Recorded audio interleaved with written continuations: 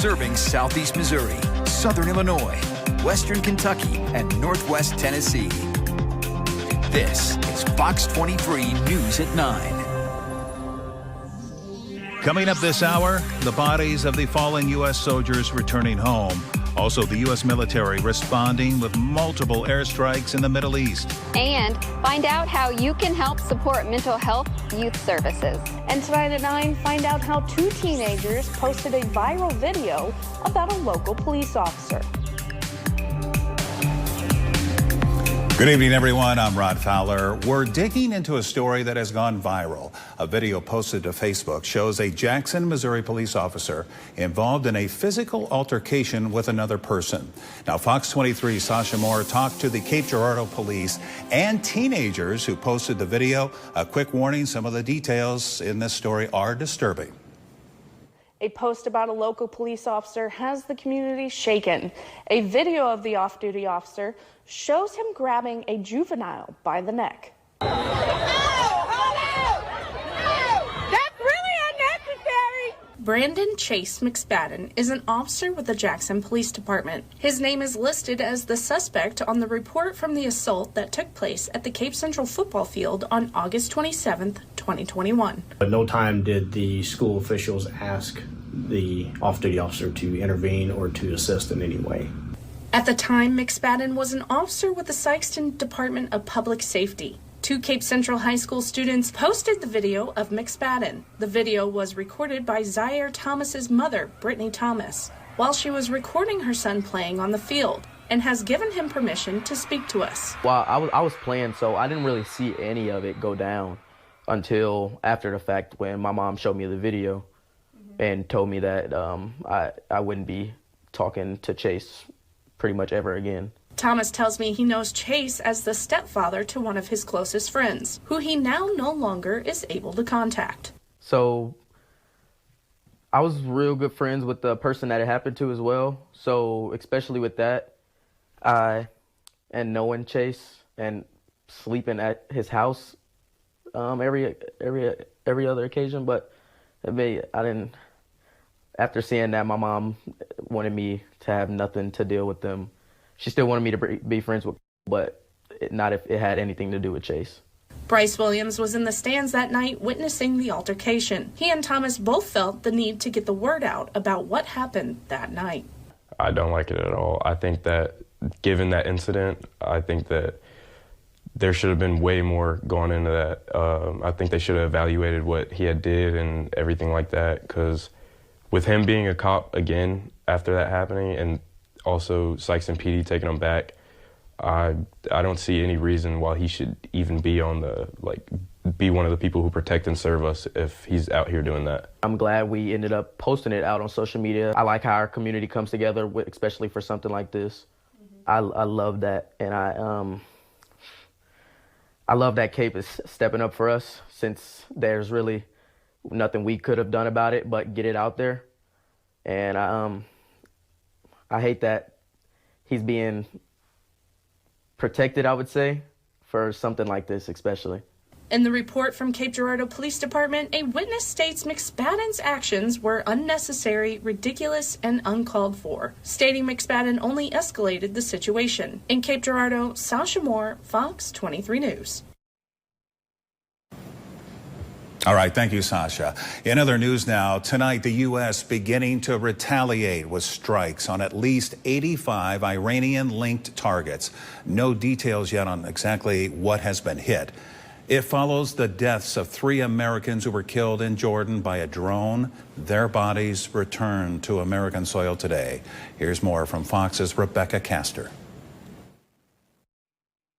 Sergeants William Rivers, Breonna Moffett, and Kennedy Sanders back on American soil after making the ultimate sacrifice for their country.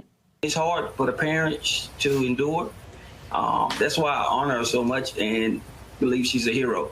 At that age, being that selfless and willing to put her life on the line and go out and do that for a nation, for a country, that speaks volumes. The 3 U.S. soldiers were killed in a drone strike in Jordan over the weekend, an attack the White House says was backed by Iran.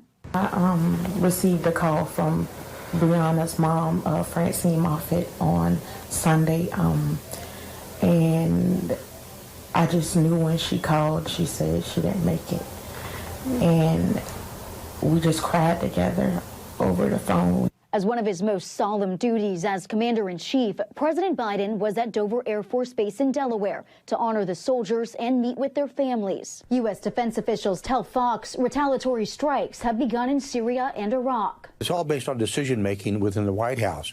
And they took their time to make this decision, and it's a clear decision to me. But the families reuniting with their lost loved ones are focused on healing. However, the President of the United States decides to respond, it won't change our situation at all. So we just choose to move forward and continue to pray for those who are still there and continue to pray for Kennedy's battle buddies who are still there. The White House says it does not want a war with Iran, and most lawmakers want to see the U.S. hit Iran financially. In Washington, Rebecca Castor, Fox News. All right, back here at home now. Rusty, I'm confused which month it is. Very warm day today. Hang on, let me... Get your calendar. Let me look. Oh, wait, I don't have anything on my wrist. I don't know. Is it March, April, December? I don't... It's February 2nd, Groundhog Day. We're going to repeat this day tomorrow, aren't we? Over and over.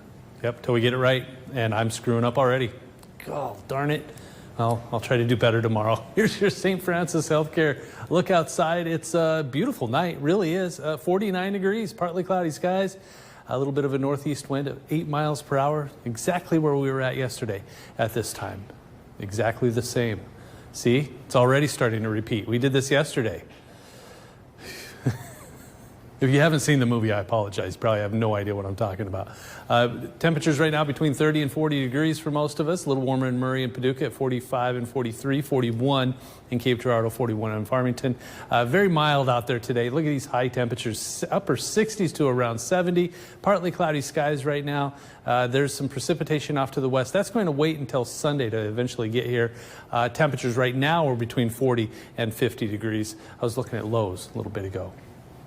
See, I'm already screwing up. The wind is light out of the north. Hour by hour, your forecast.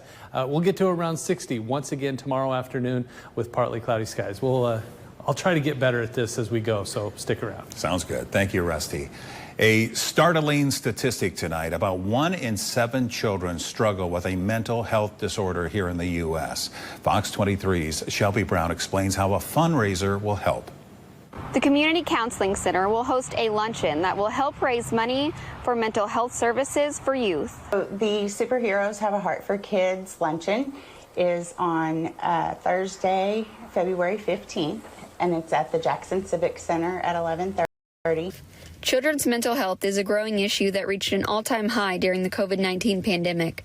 According to the CDC, more than 200,000 children lost a parent or primary caregiver to COVID, leaving many children left to emotionally deal with loss and displacement.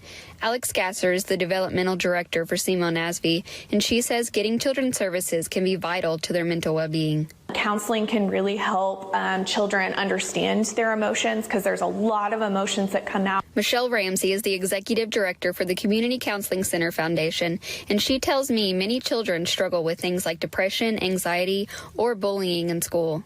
Right now in Cape Public Schools, the biggest concern of 10 to 13-year-olds is suicide. Funds raised through the Superheroes Have a Heart for Kids luncheon will go to support 12 different programs for children ages 6 to 21. You can purchase individual tickets online or through the Community Counseling Center.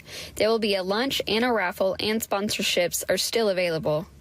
The kids need superheroes, and all we have to do is put the cape on and be there for the kids. In Cape Girardeau, Shelby Brown, Fox 23 News. And for more information on the fundraiser and a link to purchase tickets, you can visit our website, KBSI23.com. Detectives made 2 drug arrests following an investigation in Kentucky. We have that story and more in tonight's crime report. Starting in McCracken County, 2 men faced drug charges following an investigation yesterday. Detectives say they made a controlled methamphetamine purchase from Brian Cook. He was stopped and arrested during a traffic stop just after 4 p.m. During the investigation, detectives say they seized approximately 54 grams of crystal methamphetamine, as well as marijuana, a bulletproof vest, money believed to be proceeds of illicit drug sales, and assorted drug paraphernalia. In a separate investigation, narcotics detectives conducted a traffic stop. They say they also did a probable cause search of the vehicle and located 605 grams of crystal meth and assorted drug paraphernalia. Detectives arrested Joseph Tyree, a passenger in the vehicle, in connection with the drugs. Both he and Brian Cook were lodged in the McCracken County Regional Jail. Moving to Marshall County now, a man was arrested when the vehicle he was operating was stopped in the Marshall County Sheriff's Office parking lot. Officials say James Wu of Colorado Springs was found to be in possession of meth, marijuana, and drug paraphernalia. He was wanted out of Colorado for identity theft. He was arrested and charged with trafficking and being a fugitive from justice. Concern tonight in New York City. Several migrants were released on bail after being charged with assaulting 2 police officers. The governor there not happy. Fox News correspondent C.B. Cotton has the latest. All I know is that an assault on a police officer means that she should be sitting in jail. Today, Governor Kathy Hochul says she's certain there should have been jail time for the migrants caught on camera kicking and stomping a pair of officers in Times Square over the weekend. Instead, 5 of them were arrested, arraigned, and released without cash bail. One of them even gave a middle finger as he left the courthouse. And now the NYPD believes 4 of them got out of town to Calexico, a border town in California. But officers won't be looking for them. They can go anywhere in the universe right now. They have to come back for court in about a month. And if they don't, there'll be a warrant issued for them, and we'll take it from there. A 6th suspect, Yohenry Brito, was the only one given a cash bail. His set at $15,000. Hochul says she had a conversation with DA Alvin Bragg, but remains tight-lipped on the details. I'm not going to disclose that conversation, but I'm also rather confident there'll be more charges brought. Sources say a worker recognized some of the migrant suspects from the news and alerted the NYPD, saying the men used phony names to leave. We just don't know why bail wasn't requested. It was a bail-eligible offense. It's a Class C felony, assault 2 on a police officer. But that didn't mitigate the judge from stepping in and saying, okay, you don't want bail, I'm going to remand.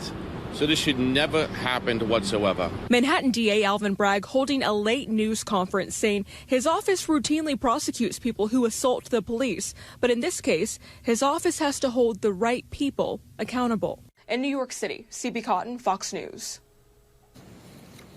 North Korea claims to have tested what it's calling a super large warhead and a new anti-aircraft missile.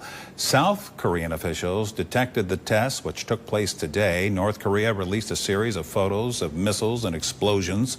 It's been trying to demonstrate a strong position against South Korea and its allies. The U.S. and South Korean militaries are now analyzing the launches.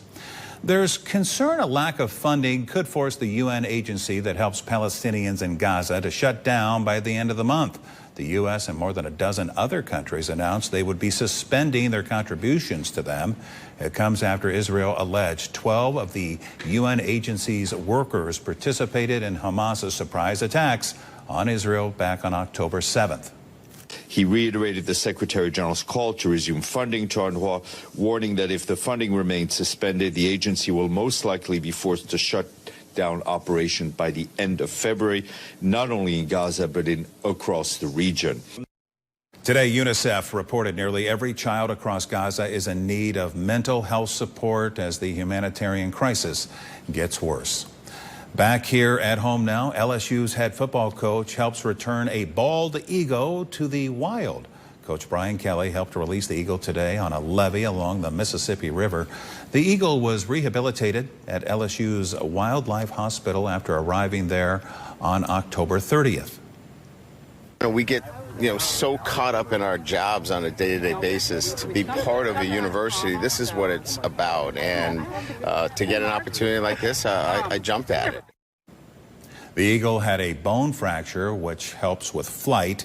A professor at LSU's School of Veterinary Medicine says the eagle didn't need surgery and was able to recover through resting in a cage and receiving painkillers. Beautiful creatures.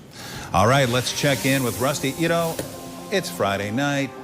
Weekend's coming up. Do you have some good news, my friend? Always. I'll always have good news. I mean, if you just look at it just right, it's good news. Doesn't matter what the weather is. You can always figure out a way for that to be good news. At least that's what I try to do. It doesn't always work, but I try. Gosh darn it. Like here, Charlie's Tire Center. Doesn't look like much going on, but traffic is flowing nicely. It's a nice quiet night. We've got precipitation potential on the way, but not until the second half of the weekend. Even then, it's a small chance. Weekend looking very much. See, I'm all full of good news. And McDonald's is open. So, I mean, it's all good. Live camera at Jackson Boulevard. A very quiet and mild night. 49 degrees. Feels like 45 just because of a little bit of a wind, but 40 in Mount Vernon right now, 50 in Kennett, everybody else kind of in between. Bit of a north wind at 5-10, maybe up to 15 miles per hour at every now and then. A few clouds here and there, so we'll just call this partly cloudy. We'll zoom out and show you that there's an interesting line of storms right here. That's a severe line of storms headed towards Dallas. Probably just 60-mile-per-hour wind gusts and maybe some hail, but that looks really like a wind event as it's pushing through. It's kind of weak and jagged here in Oklahoma, but a straight, nice, long line here of thunderstorms moving through northern and northeastern Texas. That's eventually going to try to make it into our area, but it's going to take some time. So let's take a look at Stormcast. See, and severe chance is 0. I mean, there's just really no storm chance around here. But by 6 a.m. Saturday, cloud cover starts to increase, and then it kind of fizzles out. If you can see in the very bottom, there's a little peak of moisture already showing up Saturday afternoon. That stays right about there until this is Saturday night. So all of Saturday dry. Clouds, sure. Very mild temperature, sure. But the rain chance holds off. And then it just can't quite make it into our area until Sunday morning from about Paducah, Cape Girardeau, south and west. Everything north and east of there, it's just kind of stalling out, and then it just fizzles out as it dives to the south and runs into some stable air. So by 6 p.m. Sunday, that should be about it. So how much rain are we talking about? Well, not a whole lot, because it just can't quite make it far enough to the north and east as high pressure builds and pushes that rain, or keeps it, to the south. Temperatures tonight in the 30s and 40s. Highs tomorrow again, really nice, around 60 degrees. I don't know what we're going to do in March when Mother Nature makes up for this and we're seeing like 30s. 60 degrees for high on Saturday, 53 rain possible on Sunday, 54 on Monday. Pretty nice stretch of days ahead. Yeah, we'll cross that bridge when we get to it, Rusty. No big deal. Enjoy now. All right, talk to you later. Coming up, a study says 20% of Americans would be willing to give up a pretty big percentage of their salary for a permanently sanitized bathroom. Find out how much they'd be willing to give up. Also, U.S. and Chinese officials meet to talk about something not related to politics or business, but it's a topic that's sweeping America. Learn how the two adversaries are coming together right after the break. All right, some health news now. Nicotine patches are popular in some workplaces. Also, Americans say they would give up a lot of money to have a permanently clean bathroom. Jane King has those stories and more in tonight's Wellness Report. 1 in 5 Americans would give up half their annual salary just to have a bathroom that stayed clean and sanitized forever. This survey from Microban 24 in one poll found other sacrifices that we'd make to never have to clean the bathroom again are giving up takeout, our favorite show, and a year's worth of internet access. Well, Ozempic and Wegovy shortages are driving demand for counterfeit weight loss drugs. These counterfeit drugs could be dangerous for people. Now, the fake versions are often sold through unregulated channels like social media platforms. And nicotine pouches are becoming more popular at work, especially in demanding industries. Bloomberg says sales of Zen soared more than 65% compared to a year ago. Now, some use the pouches to enhance performance, but they're created to help people quit smoking. From the NASDAQ, I'm Jane King. Here's your health. The United States and China joined forces to try and stop the flow of narcotics into the U.S. A U.S. delegation met with Chinese officials in Beijing this week. It was to announce the formation of the China-U.S. Counter-Narcotics Working Group. The goal is to stop the flow of fentanyl and other synthetic opioids into the U.S. The group talked about ways to stop the shipment of Chinese chemicals used to make fentanyl. President Biden sent such a significant delegation to underscore the importance of this issue to the American people. China has also resumed sharing information about suspected trafficking with an international database. Officials from both sides posed for a photo at the inauguration ceremony for the new partnership. Coming up, an organization is making an impact in the field of mental health for local youth. Also, the Groundhog, Woodstock Willie, has officially made up his mind. Learn what the Illinois native decided. Coming up right after the break. We are your 9 o'clock news station. This is Fox 23 News at 9. Coming up this half hour, it's Groundhog Day, and Woodstock Willie may not be as famous as Phil, but apparently he feels the same way. And we take you inside the Southern Illinois Boat and Fishing Show at the Pavilion in Marion. And you may know that doom scrolling declines your attention span, but experts are saying it does far more damage than that. We'll have that and more coming up. Welcome back, everyone, and thank you for staying with us tonight. I'm Rod Fowler. Are you ready for the weekend? Well, the Southern Illinois Boat and Fishing Show definitely is. It's underway in Marion. New at 9, Fox 23. Shane Halsey joins us from the Pavilion to give us a glimpse into what this show has to offer. Shane? Yes, I'm here with Visit SI Executive Director Ashley Spiller here at the Southern Illinois Boat and Fishing Show. Ashley, thank you so much for taking a few minutes to chat with us this evening. Well, thank you for coming out. So tell us what the Southern Illinois Boat and Fishing Show is all about. Well, this is the 15th annual Boat and Fishing Show. This show is all about the charities. We've pulled in 2 charities, the CASA of Southern Illinois and also Gumdrops Not-for-Profit, both of whom help with children in the area. And so we're thankful to be able to give back to them. But also we are doing donations for local food pantries at the door. So if you bring in a canned good, you get entered into a raffle. Oasis Lawn and Garden was wonderful and provided us with 15 Weber Smoky Joe grills to give away throughout the weekend. So we'll be doing that probably about 1 every hour. And how is this kind of a community event more than anything? You know, it just brings our businesses together. We love that we have local businesses as well as businesses from outside of the area who come in and are able to showcase their wares and just give a little bit of that hope of spring to those who are tired of staying in from the winter weather. And as for here on the showroom floor, what can folks find out here? There's a little bit of everything. We have pontoon boats, there are bass boats, we have john boats, there's fishing tackle, fishing rods, everything from crappie, bass, you name it, we've got it. Okay, very cool. How has it kind of grown over the years into what we see today? You know, it has been a labor of love, and we have seen growth in each of our businesses, from the boat dealers to the tackle dealers. We've also seen some young entrepreneurs even show up.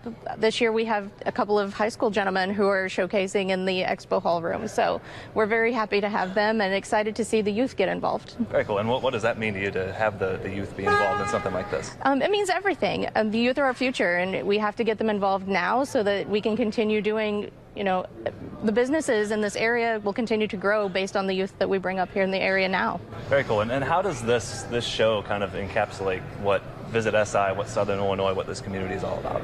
You know, I think it's all about hospitality and just getting together and celebrating the community that we share, and being able to tell people what we have here outside of this area is what we do best at Visit SI. And I think for me, it's one of those things that I just really like to tell people the amazingness that is here in Southern Illinois. It truly is amazing, isn't it? It absolutely is. And when can folks come out the next couple days?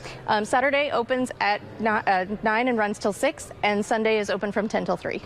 Hope to see everybody here at the Southern Illinois Boat and Fishing Show as we sit here on top of one of the boats you can find here at the Pavilion here in Marion. In Marion, Shane Halsey, Fox 23 News. I bet Shane wishes he could take one of those boats home with him. There are going to be 41 vendors in total at the show, so make sure to go check it out on Saturday and or Sunday. And yeah, I think with this weather, everybody has spring fever. They're thinking about going out on the water, fishing, boating. Rusty? I think Shane did get one of those boats. He said he's taking me fishing this weekend. I'm not invited? Again? So anyway, temperatures, high temperatures today. Look at fishing weather. No kidding here. 68 degrees for a high in Cape Girardeau, 69 Paducah, 68 Murray, 66 Kennett, 65 Poplar Bluff. A little cooler, sure, to the north, but almost 70 degrees. Oh, Rolla got to 70. How about, yeah, look at Nashville, 71 degrees. They're always warmer. Upper 40s, though, to the north, so a little cooler. A little bit of cloud cover out there right now, but over here, look at this. Showers and thunderstorms starting to move just into parts of northern Kansas. It's February. Thunderstorms. That's not unheard of, but rare. There's thunderstorms in Texas. Now, that makes sense. I mean, that's, you know, between 40 and 50 degrees for current temperatures. The wind very light out of the north, and not too, I mean, it's up there at 5 to 10 miles per hour. Your hour-by-hour forecast temperatures to around 40 degrees by 6 a.m., 46 degrees by 9. By noon, already well into the 50s, 56 degrees. I think we'll top out around 60. Maybe even a touch warmer in some spots, a little cooler in others, just like today. And then back down into the 50s we go as we head into the evening hours. Nice day to get out and get to that Southern Illinois the boat show, the fishing and boat show. Good, fantastic time as well. So perfect weekend to be out and about. Good. Thank you, Rusty. A post about a local police officer has the community shaken. A video of the off-duty officer shows him grabbing a juvenile by the neck. Brandon Chase McSpadden is listed as the suspect on the report from the assault on August 27, 2021. The video was recorded by Zaire Thomas's mother, Brittany Thomas, says she was recording her son on the field and has given him permission to speak to us. So I was real good friends with the person that it happened to as well. So especially with that, and knowing Chase and sleeping at his house every other occasion. But I didn't. After seeing that, my mom wanted me to have nothing to deal with them. She still wanted me to be friends with, but not if it had anything to do with Chase. At the time of the assault, McSpadden was an officer with the Sykeston Department of Public Safety. He's now an officer with the Jackson Police Department. The report from the Cape Girardeau Police Department says a witness says McSpadden's actions were unnecessary, ridiculous, and uncalled for, and only escalated the situation. Children's mental health is a growing issue that reached an all-time high during the COVID-19 pandemic. The CDC says more than 200,000 children lost a parent or primary caregiver to COVID. The Community Counseling Center in Cape offers 12 different programs to children ages 6 through 21. Officials there talk to us about a fundraiser that will help support the services they provide. The Superheroes Have a Heart for Kids luncheon is on Thursday, February 15th, and it's at the Jackson Civic Center at 11:30. And all the proceeds from that event are for our children's services that we provide. For information on tickets or how to be a sponsor, you can go to our webpage, KBSI23.com. NFL fans are counting down to Super Bowl 58 1 week from Sunday. It's going to be in Las Vegas. Well, here in Missouri, there are Chiefs and 49ers fans, but it's not very often one from each side can be found under the same roof. Alan Shope has more on this house-divided rivalry. What are Sundays like in this household? Insane. It's kind of a he said, she said type of household. It's constant craziness. Debbie, a huge Chiefs fan. Really became a rabid fan. Marcelo was all about the Niners. The 5 Super Bowls. Whatever. Both displaying their fandom randomly in the basement till one day I decided, well, this is going to change. Marcelo drew a line and split the basement, one half his, one half hers. He did it on his own. I was at work. And that's when Debbie knew this rivalry just stepped it up a notch. From that point on, it was game on. So on one side, it was everything red and gold. My Derek Thomas area. And the other side, gold and red. Joe Montana's helmet. It's the definition of one-sided on each side. He pays half of everything, so it's fair. And when it comes to trash talk, And I go upstairs. We learned over the years not to say much because it doesn't end well for either one of us. it's a rivalry that at times even comes above ground, like the color of their house. She says it's Chiefs color, and he says it's 49ers color. I've been trying to find a place where a bunch of 49ers watch the game so I can go and enjoy it. So this Super Bowl Sunday, the couple deciding to leave the confines of the hostile basement because When it comes down to push and shove, oh no, we're enemies. and just go someplace neutral, like Las Vegas. So there's no home field advantage, especially after Super Bowl 54. We'll see what happens. And after the game, all rivalries will be forgiven until next year. And the couple said they don't have tickets to the game, but plan to hang out in Vegas and enjoy the atmosphere. And we have some updates on road closures and traffic conditions in our viewing area. All of this and the details on what to look out for in tonight's Orange Barrel Report. Missouri Route 51 in Butler County will be reduced as crews perform shoulder repairs. The section of road is located from County Road 659 to County Road 644 near Culin, Missouri. Weather permitting, work will begin Monday, February 5th through Wednesday, February 7th from 8 a.m. to 2 p.m. daily. Southbound Interstate 55 in Cape Girardeau and Scott counties will be reduced as crews install new signage.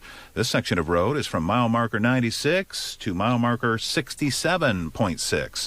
Weather permitting, work will begin Monday, February 5th through Thursday, February 8th from 7 a.m. to 4 p.m. daily.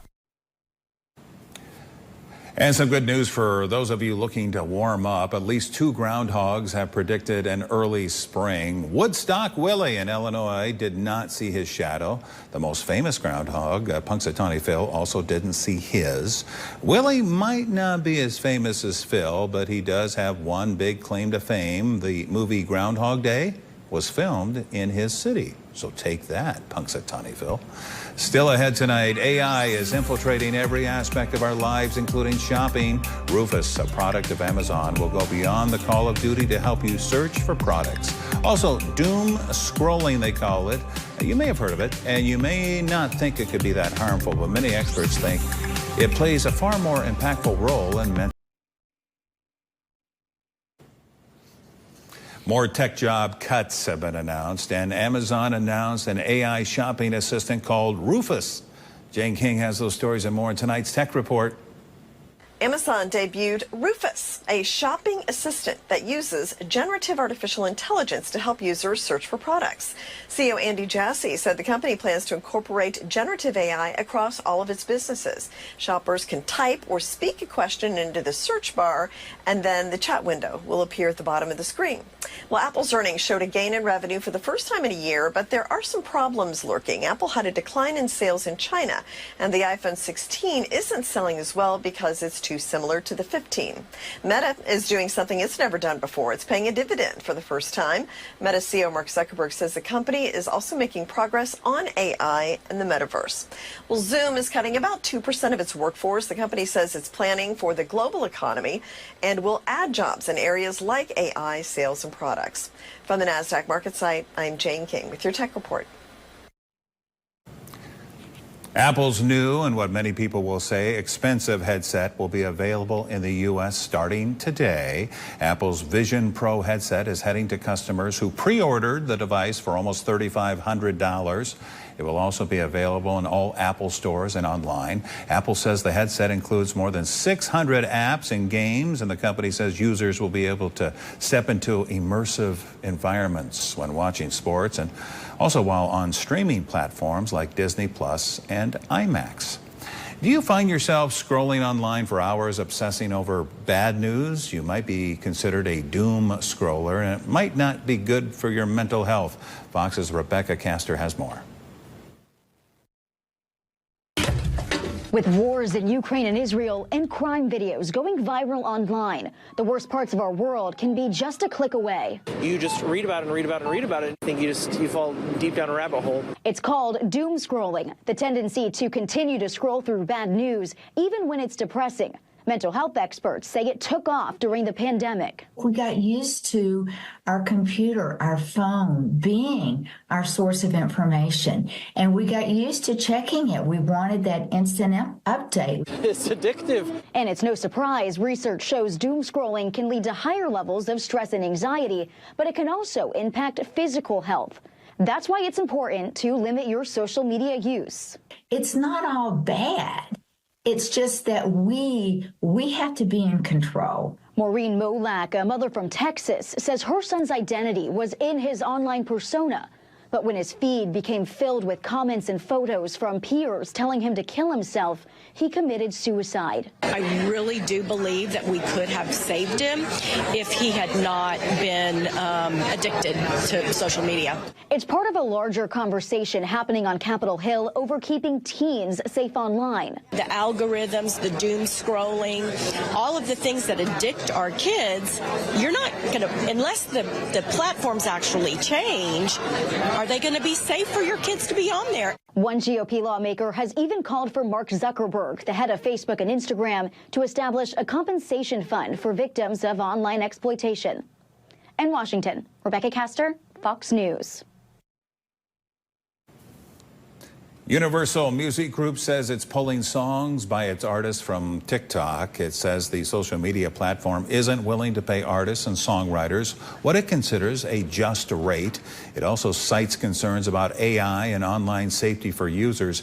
In response, TikTok accuses the company of greedily acting against the best interest of its artists.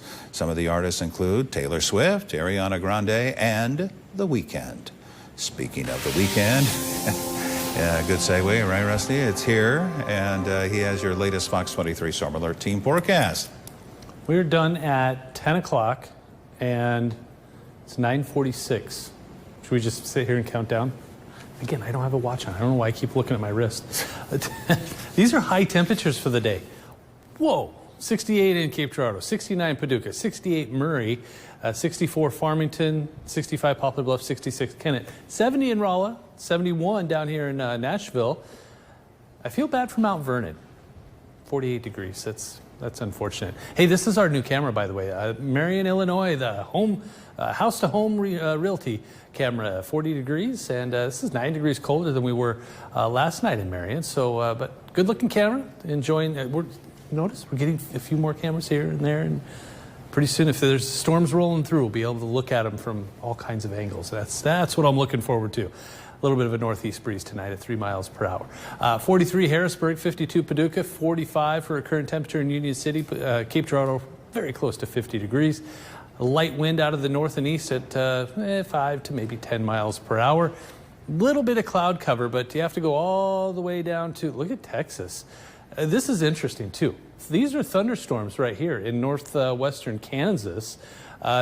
It's February, and this doesn't happen very often, but this does. This line of storms, a line of thunderstorms rolling towards Dallas in early February. That makes sense. I mean, we see that every now and then, but thunderstorms that far north, that happens, but doesn't happen as often as it does in Texas in February. Stormcast, any thunderstorms for us? Probably not. But rainfall, sure. But it's going to take a minute. This is Saturday. I think all of Saturday is just fine, but rain starts to increase Saturday night from southwest to northeast. But there's high pressure that's just going to kind of do this. It's like I'm an Avenger. It's not even close. But this is going to keep that rain from going too far north and east, and then it's just going to kind of fizzle out as Sunday progresses. So basically from Farmington, Cape Girardeau, maybe Paducah, west and southwest, better chance for rain. North and east, not as much. And this continues. See how it just kind of stops about right there?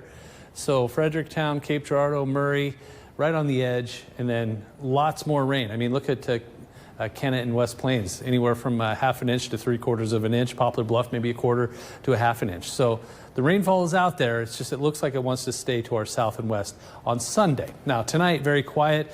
Middle 30s to middle 40s. I think most of us right around that 40-degree mark. We'll say 40 in Cape Girardeau, 41 in Paducah, 41 in Sykeston. Then tomorrow, just another mild day. In fact, I think Mount Vernon will get into the 50s too. 55 degrees, close to 60 in Carbondale and Harrisburg, right around 60 for Sykeston, Paducah, and Cape Girardeau. A little warmer towards Union City at 66 degrees. So 60 on Saturday. Saturday, not bad there. That rain potential, especially west and south on Sunday. 54 on Monday. Dry for much of the first half of next week and mild, middle 50s. We should be in the 40s. And we're going to be closer to 60 by the end of next week with more rain possible by Thursday and Friday with 58 and 60 degrees. So apparently the Groundhog Day told Mother Nature to skip February altogether, and we're just going to deal with spring for a while. Yeah, what can you do? I don't know. All right, thank you, Rusty. And thank you for joining us for the news tonight. We'll be right back.